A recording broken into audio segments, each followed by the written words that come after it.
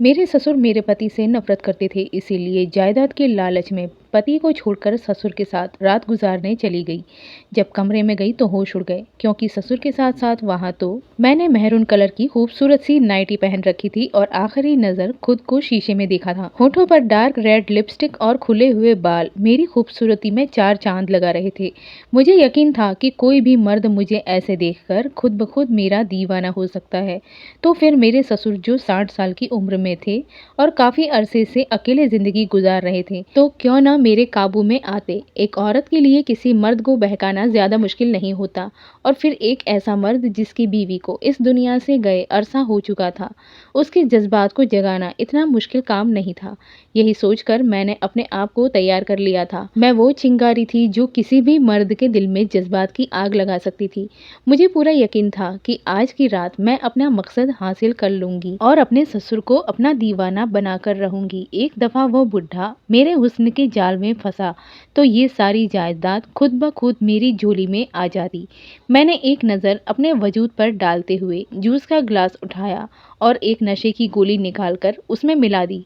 मैंने सोच लिया था कि अगर वो आसानी से मेरे काबू में ना आएगा तो ये नशे की गोली मेरा काम आसान कर देगी और फिर सब कुछ खुद ही मेरा हो जाएगा। ये सोचकर ही मेरे चेहरे पर मुस्कुराहट आ गई थी कि मुझे इस तरह देखकर मेरे बूढ़े ससुर का क्या हाल होगा। मुझे यकीन था कि वो खुद ही मेरे कदमों में आ बैठेगा। ये सब कुछ मैं उसकी जायदाद के लिए ही कर रही थी। वो जायदाद जिसके खातिर मैंने उसके बेटे से शादी करने की गलती कर दी थी। पैसा वो चीज़ है जो इंसान को कुछ भी करने पर मजबूर कर देता है, जिसे हासिल करने के लिए इंसान किसी भी हद तक जा सकता है। और मैं भी ऐसे पैसे के पीछे पागल थी। मेरी जिंदगी की सबसे बड़ी कमजोरी ही पैसा थी, और अब मैं किसी भी सूरत में इस कमजोरी को दूर करना चाहती थी, फिर चाहे इसके लिए मुझे अपने ससुर के साथ रात ही क्यों ना गुजारनी पड़ती। मैं अपने पति की पीठ पर खंजर घोंपने के लिए भी तैयार थी।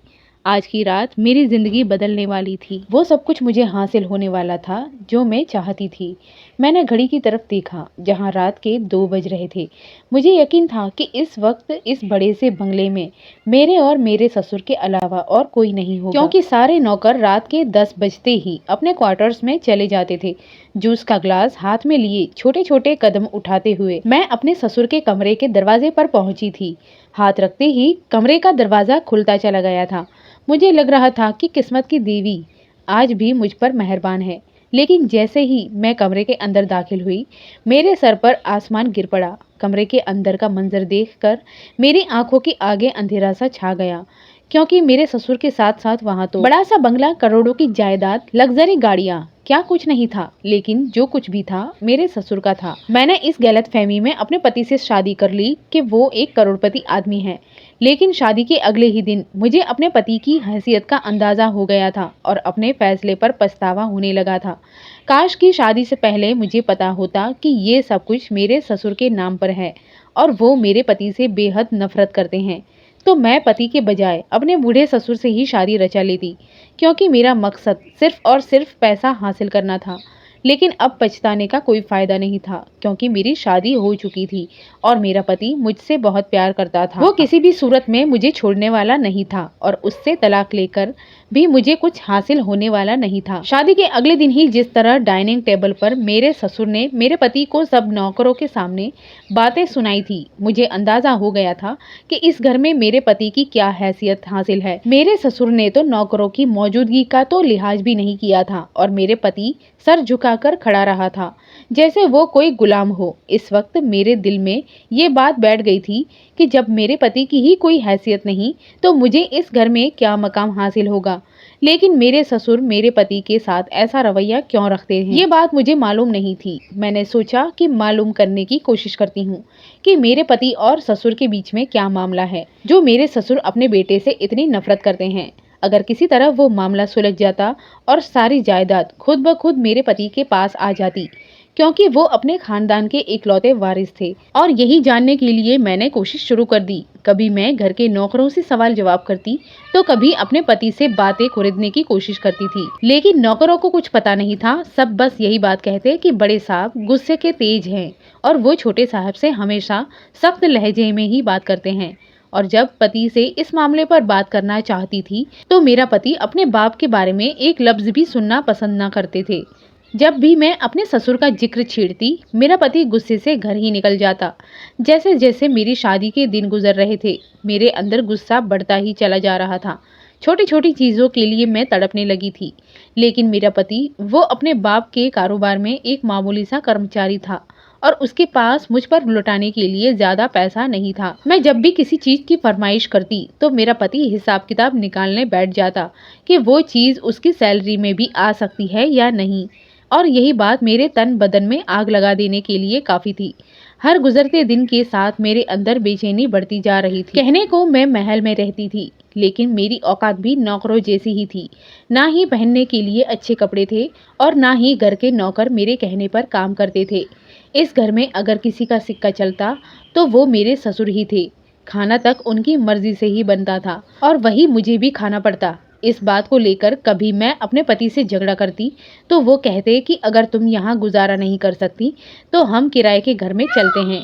ये बात सुनकर तो मेरा दिमाग खराब हो जाता और मैं साफ इनकार कर देती और फिर खामोश होकर बैठ जाती। कम से कम रहने के लिए ये आलीशान घर तो मिला हुआ था, मैं इसे छोड़कर नहीं जा सकती थी। मैंने अपनी सारी सहेलियों को बता दिया था कि मेरी शादी एक अमीर इंसान से हुई है। अगर मैं किसी छोटे से किराए के घर में चली जाती तो मेरी नाक कट जाती। कुछ ही महीनों में मुझे ये बात अच्छी तरह समझ आ गई कि अगर मैं पूरी तरह इस जायदाद का मजा उठाना चाहती हूँ तो मुझे अपने ससुर का दिल जीतना होगा। मेरे पति को ये बात पसंद आए या फिर ना आए, मेरी नज़र में अब मेरे पति की कोई इज्जत ना रही थी। जबकि मेरे पति मुझ पर पहले से भी ज़्यादा जान छिड़कने लगे थे। वो हर वक्त मेरी मोहब्बत में मेरे दीवाने हो जाते, लेकिन फिर भी मेरा दिल उनके लिए नरम नहीं हो रहा था। मेरा मानना था कि खाली खुली मोहब्बत किसी काम की नहीं होती। ये दुनिया है और दुनिया पैसे की गुलाम है। इसीलिए मैं चाहती थी कि मेरे पास इतना पैसा हो कि सब मेरे गुलाम बन जाए, और यही सोचकर तो मैंने पंकज से शादी की थी। लेकिन मुझे क्या पता था कि मेरी किस्मत ही मुझे धोखा दे जाएगी। दरअसल मैं शादी से पहले अपने ससुर की कंपनी में जॉब करती थी और मेरे पति भी वहां पर काम करते थे, लेकिन इस वक्त मुझे ये नहीं पता था कि वो एक कर्मचारी है। मैं तो यही समझती थी कि वो मालिक के बेटे और इसीलिए कारोबार के कामों पर नजर रखते हैं। मैंने अपनी अदाओं से ही अपने पति को फंसाया था और ये सोचकर शादी रचाई थी कि ये शादी मेरी किस्मत बदल देगी। लेकिन ये भेद तो मुझ पर शादी के बाद खुला था कि वो बस मामूली से तनख्वाह पर नौकरी कर रहे थे और उनका कारोबार से कोई लेना देना नहीं था, ना ही उनके हिस्से में किसी किस्म की कोई जायदाद थी। हम जिस कमरे में रहते थे वो इस महल का स्टोर रूम कहलाने के लायक था। एक छोटा सा कमरा था जिसमें ना ही ज्यादा सामान था और ना ही एसी लगा हुआ था। ऐसा लगता था जैसे मेरे ससुर ने तरस खाकर मेरे पति को ये जगह दी हो। काश कि मुझे शादी से पहले मेरे पति की औकात का पता चल जाता तो मैं कभी उनसे शादी ही ना करती। लेकिन गलती सरासर मेरी थी। मैंने कभी पंकज से उसके निजी जिंदगी के बारे में जानने की कोशिश ही नहीं की और ना ही ये पूछा था कि ये सब किसके नाम है। मैं तो यही समझती थी कि पंकज अपने पापा के इकलौते बेटे हैं, इसीलिए आज नहीं तो कल सब कुछ उन्हीं का हो जाएगा। लेकिन ये बात तो मुझे बाद में पता चली कि उनके पापा उनसे किस कदर नफरत करते हैं। बहुत कोशिश करने के बाद भी जब मैं ये ना जान सकी कि मेरे पति और ससुर आपस में क्या बातचीत है, तो मैं अपने ससुर का दिल जीतने के लिए उनकी खिदमत शुरू कर दी। कभी मैं चाय की ट्रे उठाकर उनके कमरे में पहुंच जाती तो कभी जूस का गिलास लेकर उनके पास बैठ जाती। मेरे ससुर अजीबोगरीब किस्म के इंसान थे। कभी तो वो बहुत मुस्कुराकर मुझसे बात करते तो कभी उनका रवैया बहुत ही रूखा होता, लेकिन मैंने हिम्मत नहीं हारी थी। मैं किसी भी तरह बस बुढ़े ससुर का दिल जीतना चाहती थी। मेरे पति की गैर मौजूदगी में जब भी मेरे ससुर घर पर मौजूद होते तो मैं जानबूझकर ऐसे कपड़े पहनती कि उनकी नज़र खुद ब खुद मुझ पर थम जाए और किसी तरह वो खुद ही मेरे काबू में आ जाए। लेकिन पता नहीं क्या बात थी कि इतना कुछ करने के बाद भी मेरे ससुर ने मुझे घास तक नहीं डाली थी। कभी कभी तो मुझे लगता कि वो नामर्द है जिन पर मेरी अदाओं और खूबसूरती का कोई असर नहीं होता। और फिर एक दिन कुछ ऐसा हुआ जो मेरी सोच से बिल्कुल परे था। मेरे पति काम से वापस लौटे तो सीधे अपने बाप के कमरे में चले गए। आज तक मैंने कभी अपने पति को अपने बाप के कमरे में जाते नहीं देखा था। मुझे लगा कि शायद कोई ज़रूरी काम होगा, लेकिन थोड़ी ही देर में उन दोनों के झगड़े की आवाज़ें मेरे कानों में पड़ने लगी। वे दोनों बुरी तरह से लड़ रहे थे। पहले मैंने सोचा कि जाकर अपने पति को रोकती हूँ कि वो ससुर से झगड़ा ना करें, इस तरह तो मेरे किए कराए पर पानी फिर जाता। लेकिन फिर मेरे दिल में ये ख्याल आया कि अगर उन दोनों के झगड़े में कोई ऐसी वैसी बात हो गई और मैं भी अपने ससुर के दिल से उतर गई तो क्या होगा। मैं अपनी पोजीशन ससुर की नज़रों में अच्छी रखना चाहती थी, इसीलिए उन दोनों के बीच में आना मेरे लिए बहुत मुश्किल हो जाता। दोनों बाप बेटे खुद ही लड़ झगड़ कर खामोश हो जाते। यही सोचकर मैं चुप बैठ गई थी। थोड़ी देर बाद मेरे पति गुस्से में मेरे पास आए और कहने लगे, अपना सामान बांधो, अब हम यहाँ नहीं रहेंगे, मैं किराए के घर का बंदोबस्त करता हूँ। हम अभी और इसी वक्त ये घर छोड़ रहे हैं। ये सुनना था कि मेरे सर पर आसमान गिर पड़ा। मैंने अपने पति को समझाने की कोशिश की कि अपने बाप का घर छोड़ने की क्या जरूरत है, लेकिन मेरे पति के सर पर गुस्सा सवार था। वो कहने लगे, अब मैं एक पल भी इस घर में नहीं रह सकूंगा। और फिर देखते ही देखते इन्होंने मेरा और अपना सामान बांध लिया और मेरा हाथ पकड़कर इस बड़े से बंगले से निकल आए। मेरा दिल तो बुरी तरह बेचैन हो गया था। मैं अपने ससुर का दिल जीतने की कोशिश कर रही थी और मेरे पति ने इतना बड़ा फैसला कर लिया था। मैं किसी भी सूरत में इस महल को छोड़ना नहीं चाहती लेकिन मैं अपने पति के आगे मजबूर थी। मेरे पति मुझे एक छोटे से घर में लेकर शिफ्ट हो गए और अपनी नौकरी भी बदल ली। मेरे दिल में जो भी थोड़ी बहुत उम्मीद बाकी थी, पति के इस फैसले से वो खत्म हो गई और अब तो जिंदगी ही वापस वही हो गई थी जहाँ से शुरू हुई थी। छोटे से घर से उठकर मैं बड़े से बंगले में पहुंची थी और अब फिर वापस से छोटे घर में आ गई थी। मेरी और मेरे पति के बीच छोटी छोटी बात पर झगड़ा होने लगे थे। मैं अक्सर उन्हें कहती कि आपने गलत फैसला किया है। ऐसी कौन सी बात थी जिस पर आपने अपने बाप से इस तरह झगड़ा किया। मेरी बात सुनकर मेरे पति खामोश हो जाते और गहरी नजरों से मुझे देखने लगते। कभी कभी तो मुझे उनकी खामोशी बहुत ही परेशानी में डाल देती थी। फिर एक दिन मुझे मेरे पति ने बताया कि वो एक हफ्ते के लिए अपने ऑफिस के काम से दूसरे शहर जा रहे हैं। वो चाहते हैं कि मैं अपनी माँ के घर चली जाऊं।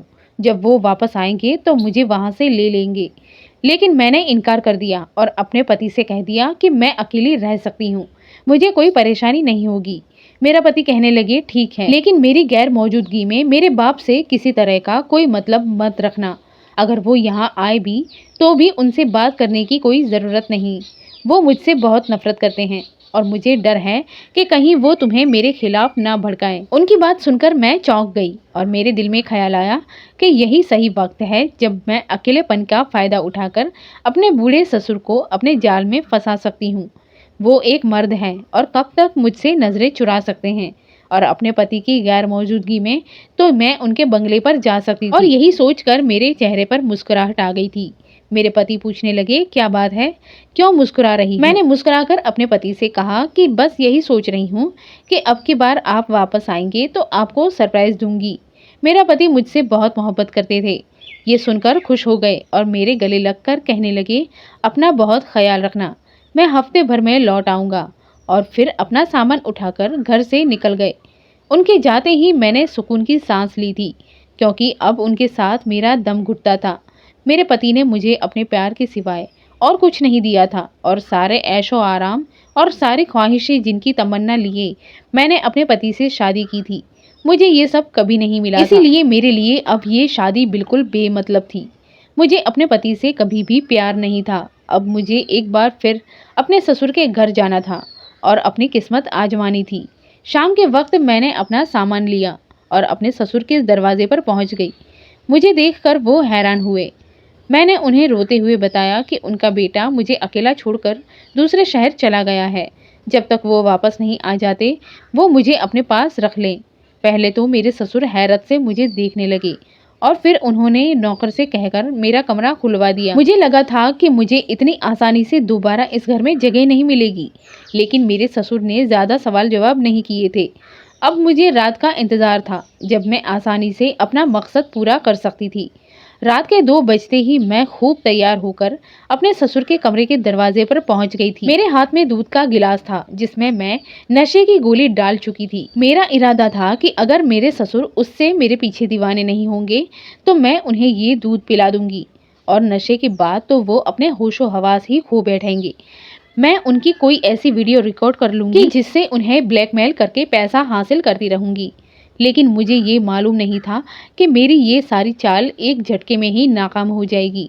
जैसे ही मैं कमरे के अंदर दाखिल हुई तो अंदर का मंजर देखकर मेरे होश उड़ गए, क्योंकि कमरे में मेरे ससुर अकेले नहीं थे बल्कि उनके साथ साथ मेरे पति भी मौजूद थे और वो दोनों बड़े आराम से बैठकर बातें कर रहे थे। उन दोनों को एक साथ देखकर मैं हक्का बक्का रह गई थी, क्योंकि जिस हुलिये में मैं कमरे के अंदर दाखिल हुई थी, मेरा पति खुद मुझे फटी फटी निगाहों से देख रहा था और ससुर के चेहरे पर एक अलग ही मुस्कुराहट थी। पंकज मुझे हैरानी से देख रहे थे, जैसे उन्हें मेरी ये हालत देखकर सदमा सा हो गया था।